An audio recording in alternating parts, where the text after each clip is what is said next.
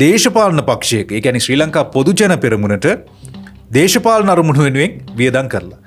බොහොම යසයි. ඔක්කොම රුපියල් කෝටි 22යි. හරියටම ගණන් හැදුවා. ඔබ සුගීශ්වර බණ්ඩාර නේද කියලා. ග්‍රහෝ කියලා තිනා. ඔව් මම සුගීශ්වර තමයි අයියා අහන්නේ. ඒතකොට තමයි පොලිසිය කියන්නේ අපිට තියෙන ඔබ අත්තරංගුට ගන්න වරෙන්තුවක් මාලිමාවේ අලුත්ම තීරය මේක කියලා තමයි මේ මහත්තුරු කියන්නේ. හැබැයි මේ මහත්තුරුන්ගේ තීරය මේ මහත්තුරුන්ට අමතක වෙලා වගේ නේද? එකම චිත්‍රපට ජවනිකාව තමයි අපිට දකින්න ලැබෙන්නේ. විශේෂ වෙනසක් තියෙනවා නම් ඒ චරිත වෙනස් වෙලා තියෙනවා විතරයි. පහුගිය දවසක මේ සුගීශ්වර ගෝඨගේ හිටපු ලේකම්තුමා ගැන යම් කතාබහක් ඇති වුණා මීට කලින් ඔය යම් උද්ඝෝෂණ උපවාස සත්‍යග්‍රහ කරන්න ගිහිල්ලා නේද? ලොකු කතන්දර ඇති වුණා. ඊට පස්සේ යම් ප්‍රහාරවලට ලක් වෙලා දැන් ඒ වගේ තත්ත්වයක් තුළ සුගීශ්වර ගැන පහුගිය දවසක අපිට ආරංචියක් ලැබෙනවා. ඒ තමයි ඔහු හදිස්සියෙම අත්අඩංගුවට පත් වුණු පුවට. අනතුරුව ඔහු රිමාන්ඩ් බන්ධනාගාරගත කරනවා. ජූලි 1 දක්වා රිමාන්ඩ් බන්ධනාගාරගත කරන්න තීරණය කරනවා. ජනාධිපති කාර්යාලයේ කෝටි 22ක් පොහොට්ටුවේ වැඩට දීලා. දැන් මේ අපරාධ විමර්ශන කොට්ටාශය තමයි උසාවියට මේ කරුණු කාරණා හෙළි කරන්නේ. ඒ කියන්නේ මේ කෝටි 22කට අධික මුදලක් රජයේ හෝ ජනතාවගේ යහපත උදෙසා වැය නොකොට දේශපාලන පක්ෂයක, ඒ කියන්නේ ශ්‍රී ලංකා පොදු ජන පෙරමුණට දේශපාලන අරමුණු වෙනුවෙන් වියදම් කරලා. බොහොම යසයි. හිටපු ජනාධිපති ගෝඨාභය රාජපක්ෂ මහතාගේ පුද්ගලික ලේකම් සහ හිටපු ජනාධිපති රනිල් වික්‍රමසිංහගේ ජනාධිපති විශේෂ ව්‍යාපෘතියක අධ්‍යක්ෂක ලෙස කටයුතු කළ ජයසිංහ මුදයන්සේලාගේ සුගීශ්වර බණ්ඩාර නැමැති සැකකරු අධිකරණයට ඉදිරිපත් කරමින් පොලිස් මධ්‍යම අපරාධ විමර්ශන කොට්ටාශය මූල්‍ය අපරාධ විමර්ශන ඒකකයේ ස්ථානාධිපති පොලිස් පරීක්ෂක රාජිත වරුණ ප්‍රිය මහතා කරුණු දැක්වීමක් සිදු කරලා තිබුණා. ඔහු කියන්නේ මේ ගෝඨාභය රාජපක්ෂගේ හිටපු පුද්ගලික ලේකම් ලෙස කටයුතු කරමින් ඒ වගේම විශේෂ ව්‍යාපෘති අධ්‍යක්ෂකයෙක් ලෙස කටයුතු කරමින් රජයේ වැටුප් දෙකක් මොහු ලබාගෙන තිබෙනවා. සැකකරුට අදාළ විමර්ශනය සඳහා පැමිණි ලෙස දැනුම් දී තිබුණත් මෙසේ පැමිණීම මගහැරීම හේතුවෙන් අත්අඩංගුවටගෙන අධිකරණයට ඉදිරිපත් කරන බවත් සැකකරු 1982 අංක 12 දරන පනතේ 5යි ඇල ඉරක් 1 වගන්ති යටතේ වරදක් කර ඇති බවට සහකාර පොලිස් අධිකාරිවරයාගේ වාර්තාවක් අධිකරණයට ඉදිරිපත් කරන බවත් සඳහන් කරලා තිබුණා. ඒ කියන්නේ මේ සැකකරු 7 වන විධායක ජනාධිපති විශ්‍රාමික ගෝඨාභය රාජපක්ෂ මහතාගේ පෞද්ගලික ලේකම්වරයා ලෙස 2019 නොවැම්බර් 19 ඉඳලා 2022 ජූලි 13 වනදා දක්වා කටයුතු කර තිබෙනවා. ඉන් අනතුරුව 2022 ජූලි 14 සිට 2024 පෙබරවාරි 21 දක්වා විශේෂ ව්‍යාපෘති අංශයේ අධ්‍යක්ෂක ජෙනරාල් ලෙස රාජකාරී කර තිබෙනවා. 2022 ජූලි 22 සිට 2024 සැප්තැම්බර් 22 දක්වා වැටුප් සහ දීමනා ලෙස ලබාගෙන තිබෙනවා. රුපියල් ලක්ෂ 60කට අධික මුදලක් විශ්‍රාමික ජනාධිපතිවරයාගේ ලේකම්ව සිටමින් මාසික රුපියල් ලක්ෂය බැගින් රුපියල් 19 ලක්ෂ 33065ක දීමනාවක් ලබාගෙන තිබෙනවා. මේ විශේෂ ව්‍යාපෘතිය මොකක්ද කියලා අපි ප්‍රකාශ සටහන් කරගත්ත මේ විශේෂ ව්‍යාපෘතිය අරමුණ තමයි ශ්‍රී ලංකා පොදු ජන පෙරමුණ පක්ෂයේ ජනතා නායකයන් සම්බන්ධීකරණය. වෘත්තීය සමිති නායකයන් සම්බන්ධීකරණය. මහ ජනතාවට හෝ රජයට සෙතක් සැලසෙන ව්‍යාපෘතියක් තිබුණ බවට කරුණු අනාවරණය වෙන්නේ නැහැ.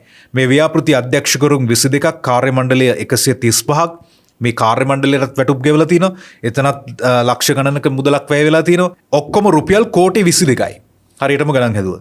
ඒ කාලේ WPCAC 4469 දරන Audi වර්ගයේ කාර් රථයක් සඳහා නඩත්තු වියදම් සිදු කරන්නේ ජනතා මුදලින් රුපියල් ලක්ෂ 9කට එහා මුදලක් එතන ගිහින් තියෙනවා.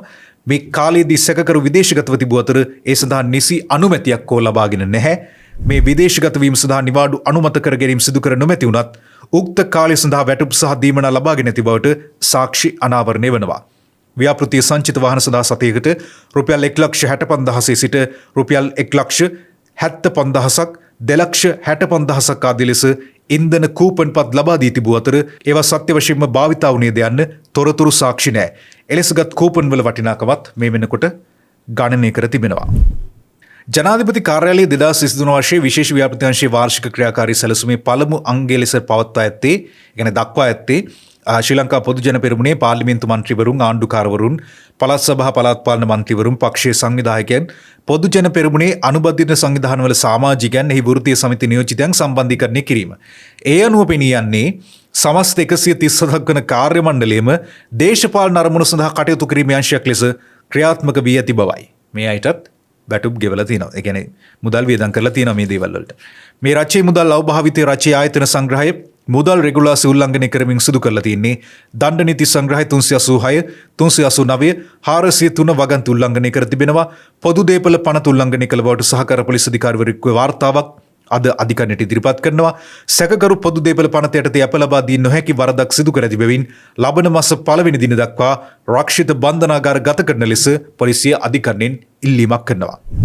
මේ තමයි අපරාධ විමර්ශන කොට්ටාශය ගරු අධිකරණයට සඳහන් කරපු කාරණාව. හැබැයි සැකකරු වෙනුවෙන් පෙනී හිටපු නීතිඥ ජීවන්ත ජයතිලක මහතා සඳහන් කළේ මේ කියන දීමනා ඒ වගේම වැටුප් මේ සැකකරු ලබාගෙන නොමැති බවයි. හිටපු ජනාධිපති ගෝඨාභය රාජපක්ෂ මහතා යම්කිසි ලේඛනයක් ජනාධිපති ලේකම් කාර්යාලයට ඉදිරිපත් කරමින් මොහුගේ නමද ඇතුළත් කර යම්කිසි මුදලක් ලබාගෙන ඇතියයි හිතුවත් එම මුදල් කිසිවිටක මේ සැකකරු විසින් ලබාගෙන නොමැති බව නීතිඥයර සඳහන් කරා. හිටපු ජනාධිපතිවරයා ජනාධිපති ලේකම් කාර්යාලවල වැය ශීර්ෂයෙන් මුදල් ලබාගත්තට මගේ සේවාදායකයා ඒ මුදල් හෝ වැටුප් ලබාගෙන නැහැ ස්වාමීනි. ඒවා රජයේ ගිණුමෙන් හිටපු ජනාධිපතිවරයාගේ ගිණුමට මාරු කරාට පස්සේ සම්පූර්ණයෙන්ම ඒක පුද්ගලික මුදලක් වෙනවා. මේ පුද්ගලික මුදල් කොහොම වැඩකට ගියාද කියලා අහන්න ඕනි හිටපු ජනාධිපතිතුමාගින්නේ. එහෙම සාක්ෂියක් අනාවරණය කරගන්නේ නැතුව මහදවල් මගේ සේවාදායකයා කොල්ලුපිටිය පාරමැදදී අත්අඩංගුවට ගැනීම නීති විරෝධී. එම කරුණු දැක්වීමට ප්‍රතිචාර දැක්වූ මහේස්ත්‍රාත්වරයා සඳහන් කර සිටියේ අත්අඩංගුවට ගැනීම නීති ක්‍රියාත්මක කිරීම නීති විරෝධී නම් මේ අධිකරණයට ඉදිරිපත් කළ යුතු කරුණක් නොවන බවයි. අදාළ කරුණ නිසි ආකාරයෙන් අධිකරණයට ඉදිරිපත් කරන ලෙසට දැන්වූ මහේස්ත්‍රාත්වරයා අප සම්බන්ධයෙන් ඉල්ලීම් කරන ලෙසට නීතිඥවරයාට දන්වා සිටියා. ඒ වෙලාවේ මේ ජීවන්ත ජයතිලක ඒ කියන්නේ සුගීෂ්වර බණ්ඩාර වෙනුවෙන් පෙනී සිටි නීතිඥවරයා සඳහන් කළේ තම සේවාදායකයාගේ ගිණුමට මුදල් බැරවී නොමැති බවත් ඒ කියන්නේ සම්බන්ධ පිළිගත හැකි සාක්ෂියක් නොමැති නිසා අත්අඩංගුවටගත් සැකකරු නඩුවෙන් මුදාහරින ලෙස හෝ නැතහොත් අප ලබා දෙන ලෙස ඉල්ලීමක් කරා. කොමුණත් මේ දෙපාර්ශ්වයේම කරුණු සලකා බැලූ මහේස්ත්‍රාත්වරයා පොදු දේපල පනත යටතේ අධිකරණයට ඉදිරිපත් කර ඇති බැවින් අධිකරණය මගින් සැකකරුට අප ලබා දීමේදී සුවිශේෂී කරුණු ඇති බවට අනාවරණය කළ යුතු බව පෙන්වා දුන්නා. අප ලබා දීමට තරම් සුවිශේෂී කරුණක් ඉදිරිපත් කර නොමැති බැවින් අප ලබා දීම ප්‍රතික්ෂේප කරන බවද පොදු දේපල පනත යටතේ චෝදනා නගා ඇති බවට පොලිස් අධිකාරිවරයාගේ වාර්තාවක් සමග ඉදිරිපත් කර ඇති සැකකරු නඩුවෙන් මුදාහැරීම ප්‍රතික්ෂේප කරන බවත් ගරු මහේස්ත්‍රාත්වරයා සඳහන් කළා. ඒ අනුව තමයි ලබන 1 වෙනිදා දක්වා රක්ෂිත බන්ධනාගාරගත කරන්න සුගීෂ්වර බණ්ඩාරව රක්ෂිත බන්ධනාගාරගත කරන්න තීරණය කරන්නේ. විමර්ශනයේ කඩිනමින් අවසන් කරන ලෙසට පොලිසියට නියෝග කළ මහේස්ත්‍රාත්වරයා සැකකරුට පත්වීම් දුන් අය සම්බන්ධයෙන් සහ රජයේ ගිණුම් වලින් මුදල් ලබාගෙන මුදල් බැර කරගත් ගිණුම් හිමියන්ගේ ප්‍රකාශ සටහන් පූර්ණ වාර්තාවක් ඉදිරි දිනේදී අධිකරණයට ඉදිරිපත් කරන ලෙස පොලිසියට නියෝග කළා.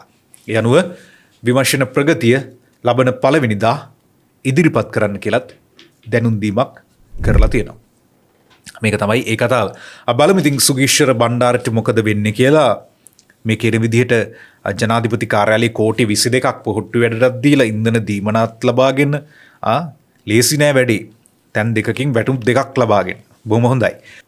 ඊළඟට බුලිත ප්‍රදීප් කුමාර දිවෙන පුවත්පතේ ඔහුගේ මේ කතන්දර ටිකක් ලියලා තියෙනවා. විශේෂයෙන්ම මේ සුගීෂ්වර බණ්ඩාර අත්අඩංගුවට ගත්ත කතාව රම්මල්ගේ පොලිස් බියුරෝව පාරේ රංගපෑ චිත්‍රපට ජවනිකාව. දැන් විශේෂයෙන්ම දැන් මේ සුගීෂ්වර බණ්ඩාර යම් සාකච්ඡාවක් පවත්වන්න යන සූදානමින් තමයි ඉඳලා තියෙන්නේ. ඒ කියන්නේ බිනෝයි හෙට්ටිආරච්චි සහ සුගීෂ්වර ඔවුන්ගේ කාර් එකෙන් ගාලුපාර ඔස්සේ ගමන් ආරම්භ කරලා තිබුණා මේ කියන සාකච්ඡා සඳහා. ඒ අතරවාරයේ තමයි කොල්ලුපිටිය පහු කරලා ලිබර්ටි වටරවුමින් ඩුප්ලිකේෂන් පාරට හරවනවත් එක්කම ප්‍රේමසිරි සුපර් මාකට් එක ළඟදී ඒ ඉදිරියෙන් පොලිස් ජිප් එකක් ඇවිල්ලා කාර් රථය හරස් කරලා නවත්තලා තින්නේ. ඊට පස්සේ පොලිස් නිලධාරීන් මේ ආයුධ සහිතව ඉඳලා තින්නේ. ඔවුන් කාර් එක වට කරගෙන අහලා තිනවා ඔබ සුගීෂ්වර බණ්ඩාර නේද කියලා. ග්‍රෝහ කියලා තිනවා. ඔව් මම සුගීෂ්වර තමයි අය අහන්නේ. එතකොට තමයි පොලිසිය කියන්නේ අපිට තියෙන ඔබ අත්අඩංගුවට ගන්න වරෙන්තුවක්. එහෙම කියමින් සුගීෂ්වර සහ බිනෝයිව අත්අඩංගුවටගත් පොලිසිය උන් දෙදෙනා කෙලින්ම අරගෙන ඉන්නේ රන්මල් කොඩිතුවක්කු බාරයේ තිබෙන නාරහෙම්පිට පොලිස් මධ්‍යම අපරාධ කොට්ටාශයට. ඒ යන අතරවාරයේ සුගීෂ්වරගේ දුරකථනයත් ඔවුන් තමන්ගේ බාරයට අරන් තියෙනවා. ඒ වෙලාවේ තමයි මේ ඔය දයාසිරිගෙනුත් දුරකථන ඇමතුමක් ලැබෙන්නේ. ඒ දුරකථන ඇමතුම ලැබෙන්නේ බිනෝයිට. ඒ වෙලාවේ තමයි බිනෝයි කියන්නේ මෙන්න මෙහෙම අත්අඩංගුවටපත් වුණා සුගීෂ්වර දැන් ඉන්නේ නාරහෙම්පිට කාර්යාලයේ. නාරහෙම්පිට රම්මල් කොඩිතුවක්කු බාරයේ තියෙන මධ්‍යම අපරාධ කොට්ටාශයේ. ඒ විස්තරය කියන්නේ. කොහොමද දැන් මේත් එක්කම කලබල වෙච්ච දයාසිරි උදේ ගම්මන්පිල කොහේ ගියත් එකට ඉන්න සෙට් එක. සුගීෂ්වරලා නාරහෙම්පිටට ගේනවත් එක්කම මේ පිරිසත් පොලිස් බියුරෝවට ඇවිත් තියෙනවා. ගම්මන්පිල මහත්තයා කියන්නේ මේක අමුතුම සෙල්ලමක්. ඉස්සර නම් කරන්නේ පරීක්ෂණ පවත්වල අත්අඩංගුවට ගන්න එක. දැන් මේගොල්ලෝ මුලින්ම කරන්නේ අත්අඩංගුවට ගන්න එක. ඊට පස්සේ රිමාන්ඩ් කරන එක. ඔන්න ඔහොම කියලා චෝදනාවක් කරනවා. ඒ කියන්නේ මේ මාලිමාවේ අලුත්ම තීරය මේක කියලා තමයි මේ මහත්තුරු කියන්නේ. හැබැයි මේ මහත්තුරුන්ගේ තීරය මේ මහත්තුරුන්ට අමතක වෙලා වගේ නේද? ඒක එදත් එහෙමයි, අදත් එහෙමයි, හෙටත් එහෙම්මම තමයි. ගිහින් එන්න.